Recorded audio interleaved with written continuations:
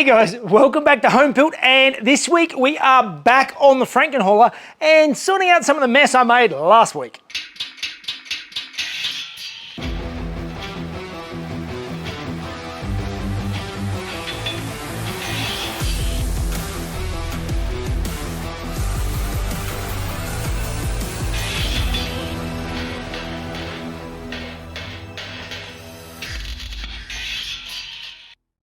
All right, guys, welcome back. And if you've been paying attention, this is the Frankenhauler. This is my 1954 Ford F600 truck that I have put the cab onto a Toyota Coaster bus chassis. If you missed last week, I'll put a link up above so you can catch up. And again, like I always say, like, subscribe, and comment. The comments really do help the algorithm, and that helps out the channel. Now, you may also see the Ferrari. Now this, as many of you know, is my 1974, 73, 74, I can't remember, Alpha 2000 GTV that I have placed a Ferrari 360 V8 into the front of. It all went in really easily and it was no problems at all and it just came together. That's not true. Yes, we have got a bit on this as well this week because if you're watching last week, you will have seen that I had a running issue with the Ferrari, and I diagnosed and found that it was a coil pack. I replaced the coil pack, and now the Ferrari is running better than it ever has run before. Now that I actually have the engine mounts that aren't rattling my fillings out of my teeth, it is just such a comfortable, amazing car to drive. It's fun and it's working and things are actually going the way that they should. But that has made me notice a couple of other issues. So before we get into the Frankenhauler, I just want to get the Ferrari up on the hoist and see if we can diagnose another issue. All right, so with the Ferrari driving really nicely now, I am really noticing some of the other faults because now it's not just vibrating me apart and I can actually notice what's happening. And this exhaust is making a mess of the rear. You can see it's dented, it's cracked the paint here. It's actually done quite a bit of damage on the back. Because this is coming up, it's hitting the body of the car. I think somehow it has also broken this tail light because I haven't run into anything, and this was brand new, so I don't know how it happened. It just looks like it's been smashed off, and yes, all of this is not good. So I need to have a little bit of a look and see if I can stop this from happening anymore. So I begin by removing the rear mufflers, and then I make an interesting discovery. I heard something clanking around in the back here, and I thought it was mostly the muffler hitting the back of the car, which definitely was part of it. But this was not something I planned on seeing. This hole in the side of the exhaust, there's never had any marks on it, there's never been anything, and now it's actually worn enough that it's actually punched a hole in the side of the exhaust. It's actually been, the end of this bolt has been rubbing in the exhaust, and I don't understand how that has happened. So it looks like the quick little job I had to do on the Ferrari is not going to be quite as quick or little, but here I go through and I start cutting in some relief slots into the sides of the exhaust so that I can start manipulating it to curve around that bolt and give me some space. There is a bit of flexibility in the way I tighten up the clamps when I put the exhaust in, and obviously I just put it in a slightly different angle than it had been previously, and that was what was rubbing on that bolt on the trunnion arm. But this is something that I will pay closer attention to in the future, and I've also taken the measures to make sure it doesn't happen again.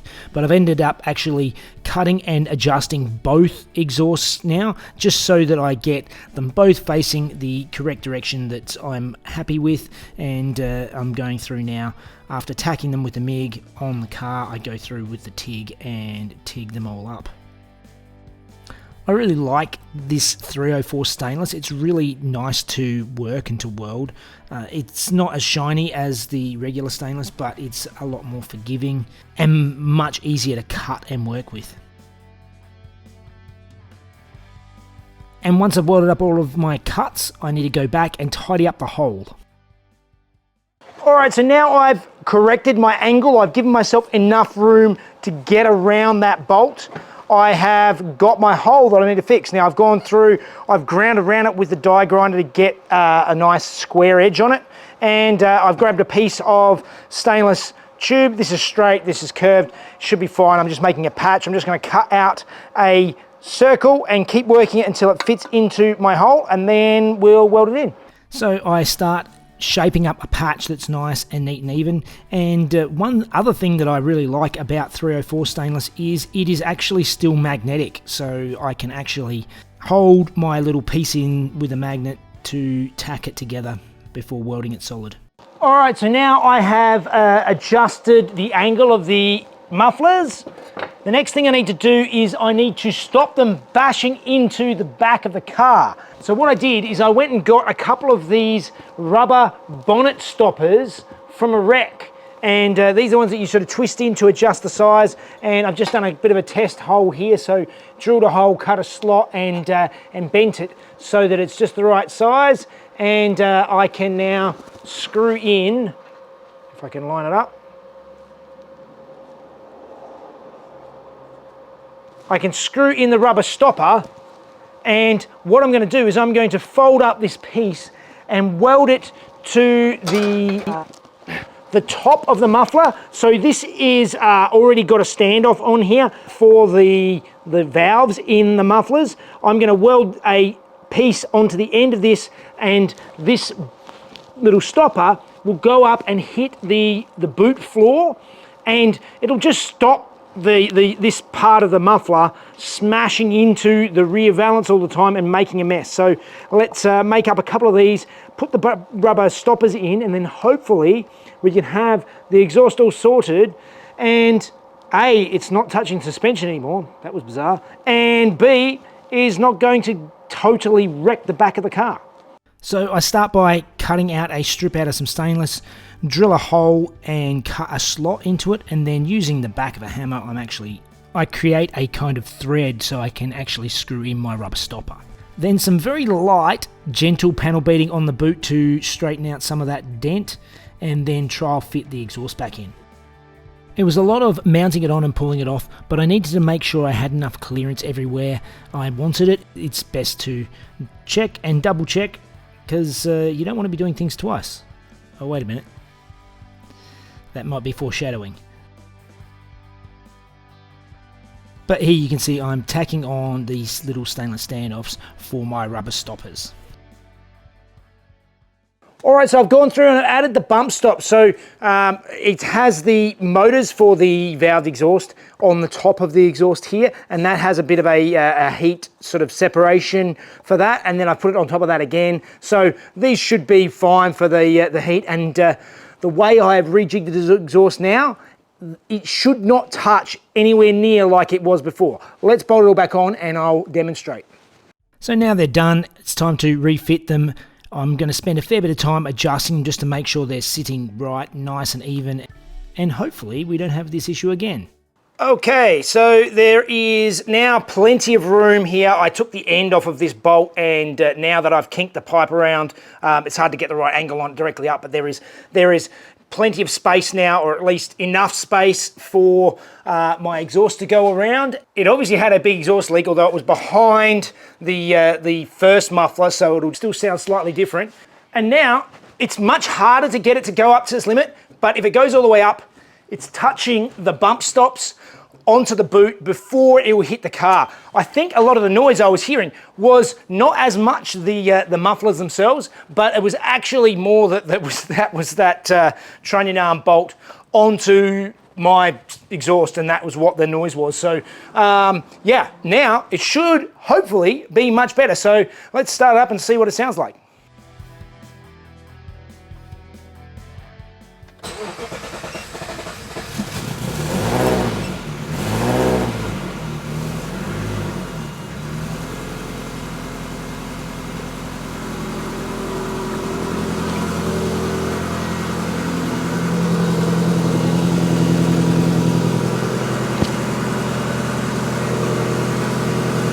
Much quieter. Much quieter. All right, well, that ended up being a much bigger job than I was originally planning. First of all, I just thought I was going to put some bump stops in and stop the exhaust hitting the back. And yeah, now here we are over a day later. And so now we can call that done and we can move over to what I was originally planning for this week's episode. And that is getting back onto the Frankenhauler's doors. All right, so let's get back onto the Frankenhauler. Now, last week, you saw I actually got the door handles working, and this is all doing what it needs to do. The internal handle works, the external handle works, the door locks work. That stuff is all going well. One thing I did forget to do is a lot of people were concerned that I only had central locking for the door locks. I do still have to do the internal door lock, which I think I'm just going to add a lift up door lock button like what you would have in most cars from the sort of 70s and things like that. I don't think it'll look too out of place in this case, and it's relatively simple to put in. So that's something I'm going to look at doing. But first things first is I mentioned last week that I might have issues fitting the windows in. At this stage, I'm not sure whether the track will fit around where the lock goes. So what I'm going to do, the first thing I noticed is that really the top pivot point is the main thing that is getting in the way. So I'm going to remove the top pivot for the button of the door, see if I can fit the window back in, and if we don't have to change things, it saves me a whole bunch of time. So let's try that, and I'll show you what we're up to. So you can see it is all very, very close, but it's mostly the top that is getting in the way.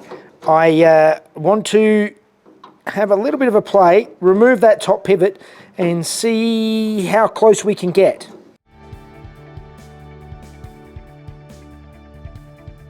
I've been doing a lot of thinking backwards and forwards of my options for moving forward. Now, to get the windows in, as I mentioned last week, there are a couple of different options that I had. So I do have the front quarter glasses, which are quite a cool feature to have in the truck. They really work really well to get ventilation into the cabin and stuff like that, but they do potentially cause wind noise. They're a bit of a security issue. They're relatively easy to break into. The water can leak in, and there's lots of issues with them. There are one-piece replacement window kits available for this era of truck. The issue is that it still retains the factory system of these rails still going vertically. I might be able to make it go on a little bit of an angle, but I'm really running into space in the front of the door if I'm going to do that, because of the way that there is sort of internal bracing and stuff in here. The other option that I mentioned was that I could potentially just space this inwards 15 millimeters or so into the cab and then extend the window frame out. That again is also not really a great solution. It's a solution of some kind, but it's not really great. Ultimately, what I think the best plan of attack would be is to actually come back to the door, cut out this section of the door and make a small part of the door that extends out that extra 15 millimeters, move the lock mechanism out 15 millimeters or so it'll actually sit a bit proud of where it is here, but still keep it so that I can keep the outer door jamb. I just have to, there's an outer door jamb, it comes to an inner and then it goes in again and then out again. I can get rid of this innermost section, I can drop that back, I can drop this latch panel back, bring this out and have the clearance, still have the locks, and still keep the windows that I've got, and then I'm not reinventing the wheel. If there's one thing I learned on the Alferrari is when I change one thing, the snowball effect of all the other things that have trickled down that I have to modify and change really adds up. And yeah, I think let's keep it simple. Let's keep the windows working as they were. And all I need to do is just basically move this lock outward slightly. Everything else can stay the same, and we can still move forward. So let's do that. So before I go ahead and start cutting the doors up, I just had to check the passenger side, and this side is actually much worse than the driver's side because of this motor for the central locking.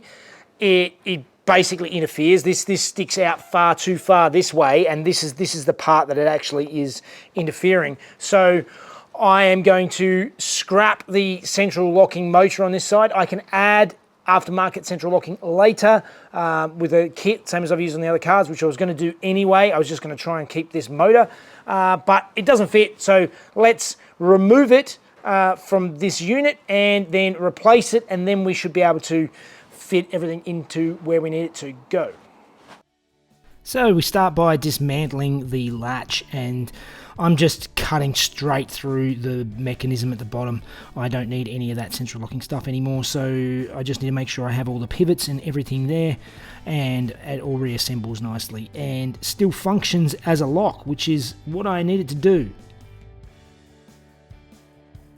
Once it's reassembled, it goes back in the truck, and I have to refit, or at least hold up, the window rail and measure exactly how much space I actually need, and it's not really that much. I'll now cut out where the original lock is and remove that section so that I can see what I'm doing, clean it all up, getting it ready to weld in a patch. Alright, so you can see I fit in my window channel in here into the hole I cut out, and I remounted the lock onto the panel I cut out. And setting it back in place, you can sort of see it doesn't actually require that much of a bump out. It's only less than 10 millimeters. So I'm going to remake this panel now and make a patch. It'll help me patch in some of these holes on the side anyway. So let's get that done, and then we can weld it all up. So this is pretty easy. I can use the piece I cut out as my template and then just add a little bit onto the end of it. I'll trim it out on the shears and then take it over to the brake and fold it up. Then it's back over to the door and make sure everything lines up the way I want it. Drill in my mounting holes and cut in the slot for the door latch. Then I mark and cut out and make sure I have a perfect fit everywhere before I get ready to start tacking it in place.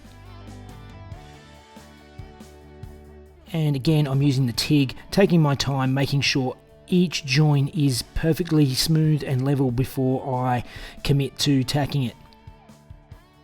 I'm not going to weld it solid at this stage because I'm not certain it's going to stay exactly there. I need to make sure everything else fits first.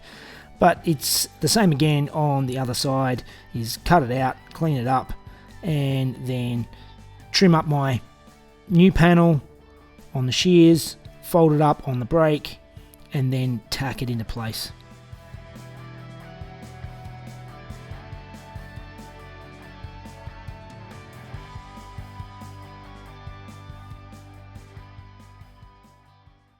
Alright, so I have got my lock plate in on both sides now, and it still actually clears the door jamb, as you can see over there. It actually fits, but it won't fit with the latch on. It'll hit the base of the latch. So after all the work I did on these plates, I'm going to have to cut these out, recess them in, and weld them back in again. So let's do that.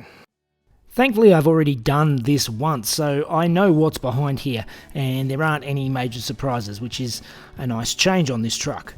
But I go around now, I cut out the patch panel I made and clean up the edges before bending and shaping it a little bit so that it will fit back in a recessed state rather than sitting proud. And then when I'm happy, I can go around and tack it all together, cleaning up all the excess edges and stuff as I go.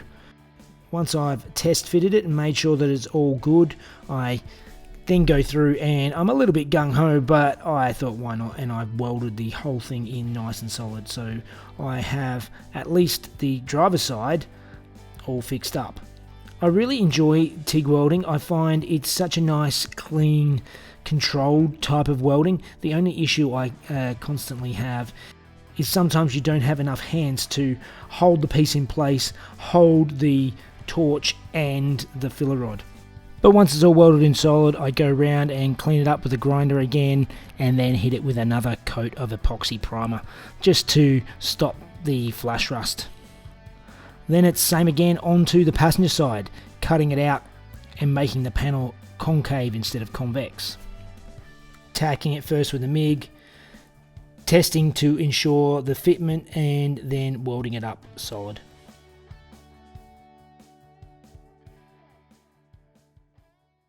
All right, now everything's back in there and you can see there's the window rail in front of the latch.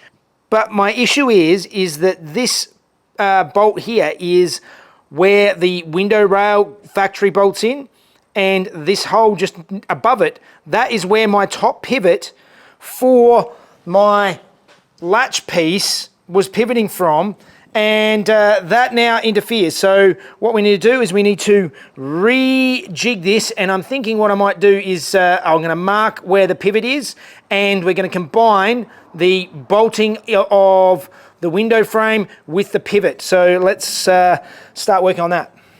So the first thing I do is mark through the pivot hole onto the window channel so I know where I want my bolt hole to end up. Then I cut off the original tab and weld it back on in the new location. Once I'm happy with it, it's time to test it back on the truck to make sure everything lines up the way it's supposed to. All right, so now I have my window rail, this fits, and I have remounted the top bolt position just over to where my pivot for the door latch is. Now previously this would bolt through the outside skin. I had built up this spacer last week, and there's actually a shoulder on the spacer so that this can be bolted up nice and tight, but there's still a pivot here, and that's sort of the basic concept I need to carry through. All right, the issue is that moving forward, I'm going to have this bolt going in through the skin on the outside. The window frame needs to be bolted tight up on that, so I can still use the same backing plate I had before with the captive nut basically in the car. So when I stick the window frame in, this will already be bolted in place, and then I just put the nut through and clamp in my pivot all in the one system. But what I need to do is I need to make my little shoulder as part of this window rail. That's the only way I can sort of see to make it work reasonably nicely. I've got a method to get this going. Let's see how I can go putting it all together, but it requires me drilling this out to fit this into here. Let's try that. So after spending all that time realigning that top window rail mount, when I'm drilling it out, it actually grabs it and mangles the whole thing. So I thought I would make up a whole new mount out of some slightly thicker plate, and that's what I'm doing here. Then I weld my spacer to this new mounting plate, and I weld it in about halfway through so I can cut the back of it off because I need the spacer shorter. All right, well, I think that worked quite well. So basically what I did is I took that little piece and I welded it into a new standoff, and so now it's captive. It's going to make it much easier to assemble. So now let's put it all together and see if it still all works. So now I've shorted my spacer, I need to realign my 90-degree mount, which I've done here. And did I just say that I was making it easier to assemble? Because I think I am actually struggling here for a long time and not having much luck. All right, well, that is a nightmare. Basically, what I've done will work, but it's so difficult to put it all together inside the door. So basically what I have to do is I have to sort of stick a bolt part way through the door, then try and hold this up into place, then try and slide this piece in, and then this, because they're all wedged in backwards. So I've had a rethink. So basically what I need to do is flip it all around. I don't need this tab on here anymore. What I'm going to do is I'm going to weld this this other bracket, the 90-degree bracket, onto this frame, so it'll now be held in a completely different method, and then in that case I'll be able to just sort of put pieces in and actually be able to assemble it, because at the moment it is just a nightmare. I've spent like half an hour trying to juggle things and fit things on. You can't see what you're doing, and it's a total mess. So let's rethink this and do it properly. The longer I do this home fabrication stuff, the more I learn that just because you can make it, it still needs to be able to be serviced, and that is something that takes a lot more thinking than just getting it to work. And I'm getting there eventually as this all goes together nicely now, and I think is actually doing the job. All right, and now we have the door functioning again. Back to where we were the end of last week. It feels like I'm just going around in circles, but like I said, if it's worth doing, it's worth doing twice. I still have to finish off the other side, but I am totally out of time. This has taken so much time just to fix things. And at least we have a solution moving forward. But that's all I've got time for this week, so I think that means it's time for Fun Facts with Mrs. Jeff.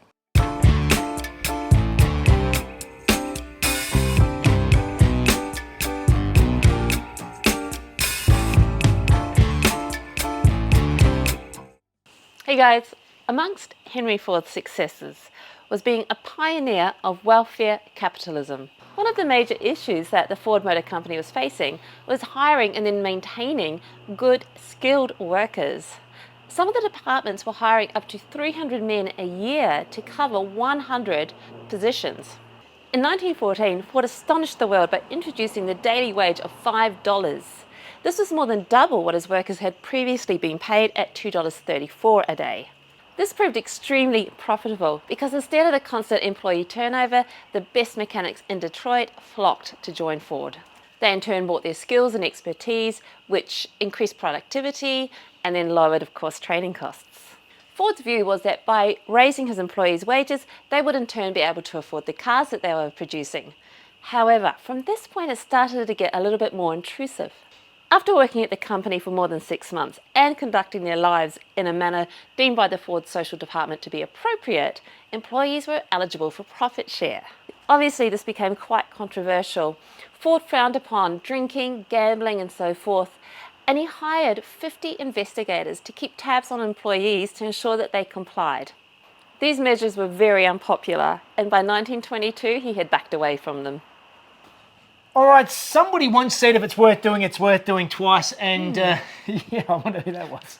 That sounds like a wise person. That was definitely the case this week. It seemed like I was just redoing things. Like it was, yes, I've taken 3 steps forward, 2 steps backwards, and yeah, but we're back to where we were before almost. I still have to finish off some of the aspects of those door latches on the passenger side.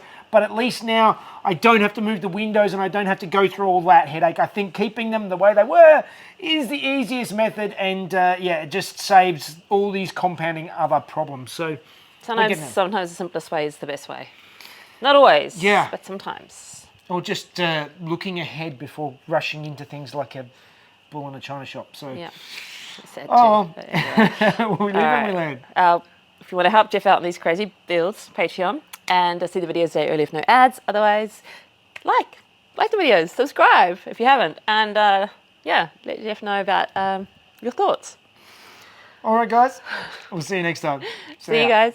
Up to 300 men to cover 100 slots. Some of the departments were hiring up to 300 per man. Conducting your private life in a manner deemed to be appropriate by the Ford Social. Damn it. He hired 50 people to keep tabs on employees to ensure that these measures would be. Oh, damn it, 50.